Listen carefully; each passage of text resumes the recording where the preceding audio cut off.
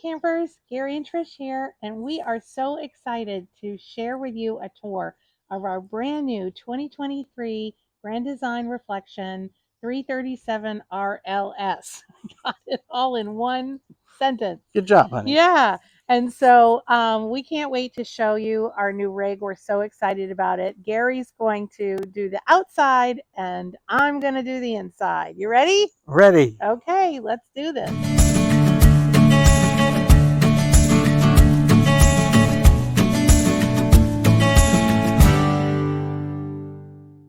So this is by popular demand by our friends. When we made the announcement we were getting a new rig, they're like, we can't wait to see it. So this is especially for you folks and for anybody who's in the market for this RV. What we had before was a 2021 Grand Design Imagine 3100 RD. And it was a 36-foot, so really long travel trailer, which we loved to pieces. It was our first RV ever. And it really was luxury, don't you think, honey? Oh, yeah, we loved it. Yeah. So, but it was manual, pretty much everything except for the tongue jack. So when we would back into a campsite, we would, if one side was higher or lower than the other, then oftentimes we'd have to run up on these blocks or these ramps that we have.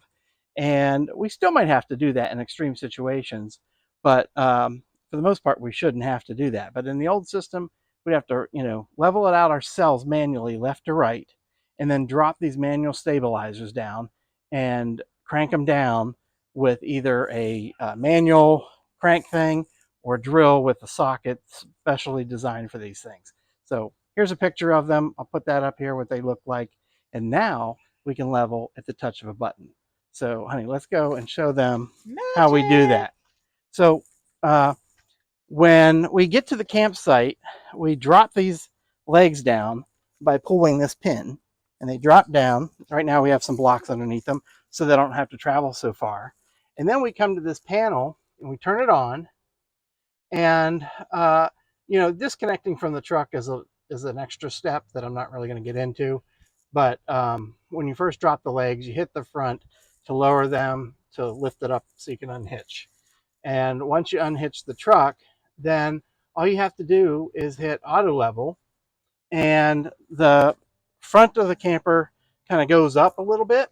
And then we come to the back here. Follow me around, honey. And these legs, if you want to get in close, you're going to probably have to get under there. Those legs drop down, and then the computer does the rest, and it levels it front to back, left to right, and you're done. And again, if we're in an extreme situation, we have to help the system out by, good job. We have to help the system out by, putting blocks underneath or the ramps, but hopefully that won't be something we're doing quite often. So this system is game changer. Game changer, magic. Not to mention, another benefit is that it's a fifth wheel. They tow better. We've already noticed that. We don't have to deal with stabilizer or what do you call them? Weight distribution hitches with anti-sway. We used to have to hook up these bars, and you can take a kneecap out if you slipped raising those bars up, because they're under pressure and quite dangerous. But they do their job. They keep the trailer from swaying when you're towing. But fifth wheel towing, they say, I've been told this for years, is much better. We've only pulled this thing 6 miles from the dealership, and then we went camping last weekend for our shakedown trip to make sure everything worked really well. So that was what? Not even an hour each way. No, but but we already cut our setup time and our takedown time in half. Oh, yeah. For sure. Total, I'm going to use the game changer word again. So the other thing we like, let me just take that real quick. The other thing we like is all this extra storage. Now we've got all of our stuff in here, but we still have room in the middle there. So, but look at all this storage that we have. Huge bay. It's the other thing too, is it sits up higher. The old RV, the basement was really low, so you're always bending over and contorting. Now everything's right at your level to get in there. So the only other thing I think I want to talk about in here, besides space, the leveling system, is this panel here. So depending upon how you're camping, which usually we're going to be camping this way, connected to the city water, meaning the campground we connect the hose and they provide all the plumbing, all the water. But if we're going to boondock, which means connected to no utilities, no electric, no water, no sewer, we'd set these knobs according to the picture and to fill up the tank. And then once we're camping without any connections, we set this panel to this, and then you're up and running. And then you have to turn the pump on to pump the water. But the other thing I want to show is this is how you dump your tanks. We have 2 gray tanks, which means dirty sink water and dirty shower water. So we have 1 gray tank for the kitchen, 1 for the bathrooms, that's shower and sink in the bathroom. And then we have a black tank, which is this one. And that's where all the poo goes. When you use the toilet, it all goes in the black tank, and then you dump it by pulling, you dump the tanks by pulling these valves. In our old system, these handles were underneath here, and you'd have to feel around for them, and it was not a lot of fun either. So this is a lot more convenient. So another thing I want to show you is it's new from our old system to this system, and this is the hot water heater, the water heater. Water heater. Everybody says hot water heater. Yeah, which big deal. So big what? deal. But anyway, our old RV had a 6-gallon water tank. This has no tank. So we have hot water forever. Endless hot water. So total endless hot water. The only thing that limits you is if you have your gray tank closed, right, your gray valve closed, it will fill up. So you only have to be conscientious about that. Some people will leave their gray tanks open and just let it flow. So anyway, that's something we wanted to show you. This is a slide for the kitchen. Yeah. And slide. And this RV is actually 5 inches shorter than our 3100. So, and that makes for towing a little bit easier too. That was another challenge with our last travel trailer. It was 36 feet, 3511, and it was connected to the bumper. So it seemed a lot longer. And so what we found is it's a lot easier to back into spaces, because I used to have to cut the wheel all the way to get it to turn, and now it turns a lot more gradually. So a couple things I want to show you in the back is we added our new logo. Got our logo. Yeah, new sign. New signage. It's a little smaller than the last RV, but then we also added these. So if friends or people we meet or anybody is curious about our channel, they can hit that, use the QR code and subscribe. And then the other thing I want to show you is this bike rack. We added this. There's this is also an upgrade from the Imagine. These come with a trailer hitch in the back, and we can have 300 pounds, up to 300 pounds on this hitch. And so we bought this bike rack and this cover that covers the entirety of our bikes. And we put our e-bikes on here, our electric 3.0 XPs on here, and we can travel without having to put them in the truck or in the basement of the RV. So this is a nice addition as well. And then not a whole lot more to show you on the outside, except for... This is another slide in the living room. Yeah, and it has an awning on it. And then we also have an awning where over Trisha's... there. Yeah, right there. So we have a ton of shade that we can have on this RV. So what I want to show you now is this... Get a shot of this handle. So it's a telescoping handle. It closes like that with a magnet. So cool. And before, what we would have, or when you buy one from the factory, they give you like a D-shaped or even a P-shaped handle that closes over the door. I guess as an added piece of security.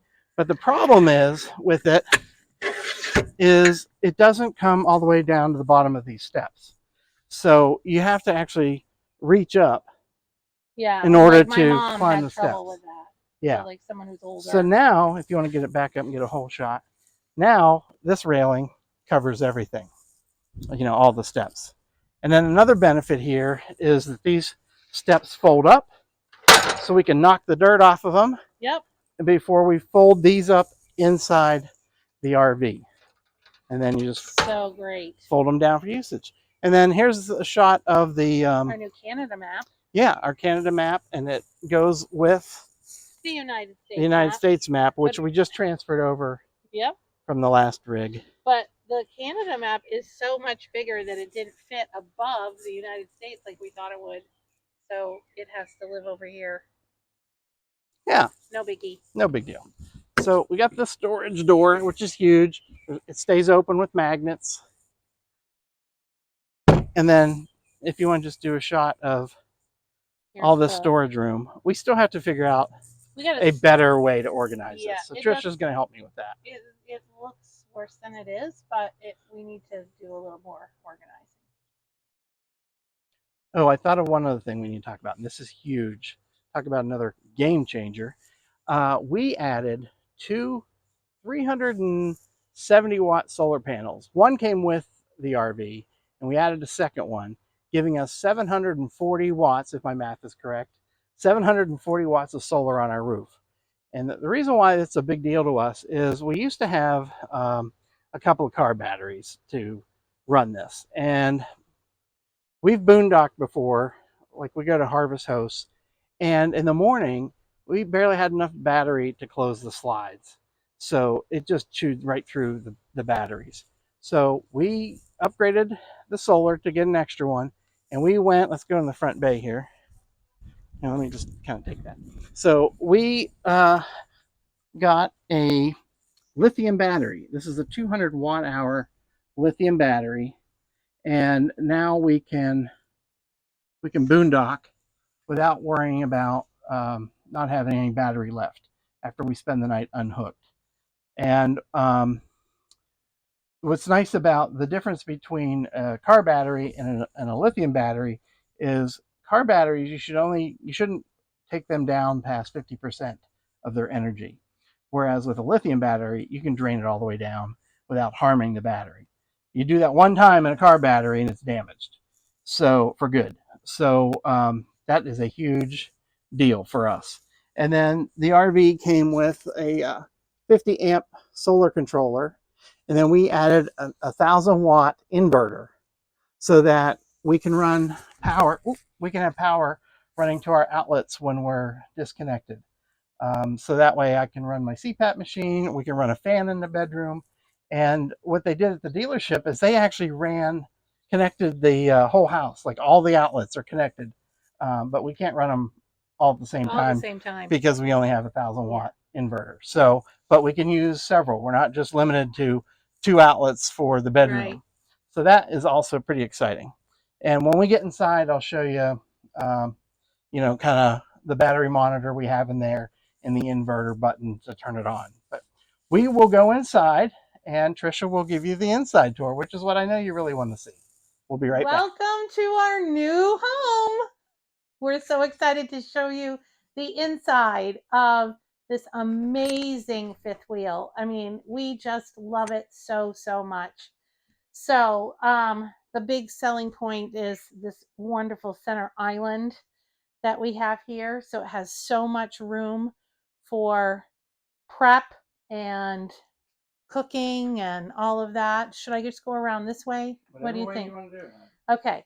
So this is another huge, we have so much storage in this rig. It's unbelievable. So this is the bar, the coffee bar and the bar. But look at all of these amazing drawers.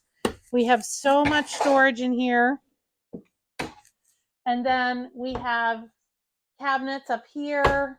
I'm going to have to get a little step stool because they're so high. But you can see that we've moved in, but we still don't have everything in here.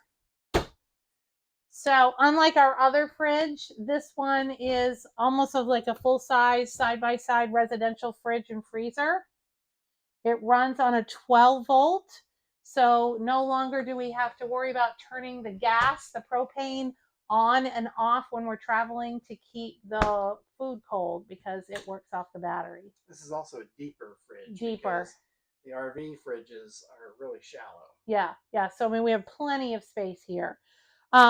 Around the back here is, again, more cooking space here. What I love is my 3-burner propane stove, but I love that it doesn't have that glass fold down cover on it. It's just this. And the big selling point is almost a full-size oven. So versus the little one that we had in the 3100. We've got a cabinet over here. We have an amazing, huge microwave. Much bigger than Much bigger. other one. Yeah. And then on this side, big farm sink, stainless steel farm sink. And then with the sprayer. And then we also have more storage down here, which we've never had under the sink storage. So that is awesome to have cleaning supplies and stuff there. And then I even have more drawers for kitchen utensils and things over here. It's amazing. So much storage. Like the 3100, we have a pantry. I've got all my organizing baskets and stuff in there. We need to get LED lights for for each shelf. And then what I love about this is that it's so cozy. Like you still have separate area for kitchen and for living room. And so this is our living area over here. This couch folds out into, is it a queen or a full? I don't know. Can't remember. Queen full. Full queen. It's big enough for anybody who wants to come and stay over for 2. Yeah. So we still have the fireplace and TV and big drawer here for games and puzzles, cribbage boards, all that kind of stuff. We've got, this is our sound system up here, but we have storage on either side. And one of them has an outlet, that one. Yep, this one has an outlet. So we can charge stuff or whatever. Yep. And then the other big selling point for me in here was that the 3100 did not have side tables. And so it was very like, where do you put your coffee cup or your beer cup or whatever other than in the recliners? So I love that these have side tables too, like put your iPad or whatever. And there's additional storage on either side. It's pretty deep too. So more storage up here. This really doesn't have anything in it yet. All the way across. And then here are our 2 recliners, which have a pull out. But they also have heat and vibrating seats. They're very super comfy right across from the TV. LED lighting. No, we don't ever use that. And then more storage up over here. So much storage in here. The dinette. Yeah, do you want to also mention the differences between the floor plan between the 2 rigs? And No. The problem we were having? Well, yeah, the big problem that we had in our 3100 is when you came in the door, the dinette was right here by the door, and then there was a half wall. And because it was rear living, the entertainment center was along the back, and then either side had fold out sofas and then the 2 recliners.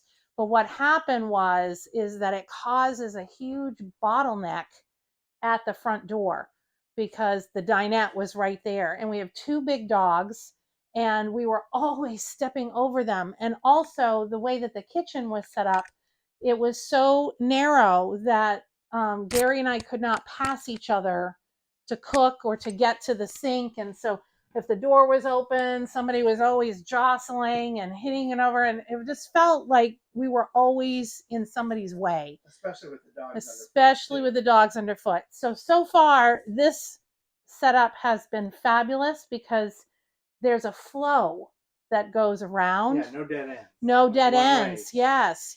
It was like this part here was, you couldn't get through.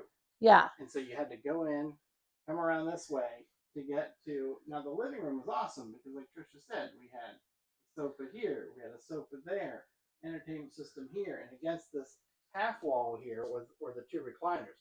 So it was a great entertaining space. It was, yeah, we loved it. Which maybe I'll run some B-roll and you can see what I'm talking about. But now there are no dead ends. So the dogs can get around. We can get around. So it's just a much better And it's just with cooking and moving and kitchen and flow from kitchen to sink. Because our other one, our sink was here and the stove was there. So no island, right? So moving back and forth was difficult, but this is awesome. So all we really lost was the sofa.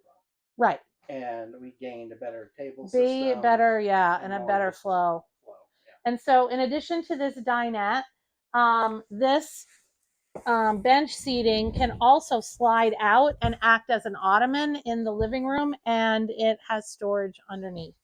So that's an extra. They really thought of everything. What you can do with the table too? Yeah, so right now the table is still bolted to the floor because it's brand new. But another thing that we could do is we take the ottoman out, put it over here by the couch as an ottoman, and then turn the table the other way so that we're facing out, and that will make a really good workspace for when you're working on the road. Yep. So you want to show the so this is the control center, which is nice because it's behind a door cabinet. yeah. Our other one was on the wall. So it's not always showing, but you operate everything from here. This is our status indicators for our tanks. This is our battery showing, just by a dot system. These are our buttons to operate lights and the awnings and the water pump when we're disconnected. And then it even has a tank heater, which keeps the gray and black tanks heated when the temperatures are really low. And then we operate our slides from here, our awnings from here. The other neat thing is this, and this, I don't know if you can read it, but that shows us the status of our battery. So just sitting here in the driveway, unconnected, or not using any power, we're basically at a full battery. We don't even have the fridge on right now because we're not really actively using it. And then the other thing, I forgot what I was going to say, but with our old camper with those car batteries, as soon as we would get home, we'd have to plug the camper in to keep those batteries charged. Now we don't have to because the solar's doing that for us.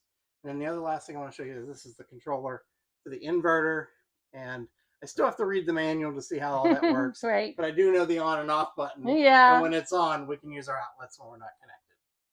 All right. So heading up to the bathroom. So first of all, I'm going to pretend that I'm Matt from Matt's RVs, and I sit here, bum, bum, bum, bum, bum, bum, prime pooping position. That's right. So I've been wanting to do that for so long. We have such amazing storage in here for our bathroom and all of our supplies. And one thing that we have in here in both the kitchen and the bathroom is we have automatic fans. This was an upgrade that we did. This was an upgrade, and they have a rain sensor. So look at that. Goes right up. No more do I have to use a wooden spoon up here and crank the things down because I couldn't reach them. We have the same one in the kitchen. That one came with the RV. This one we added on. So deeper sink for sure. Lots of storage. And again, we have storage under the sink. We did not have that in the 3100. Not like that. No. Nice medicine cabinet. The shower has glass doors.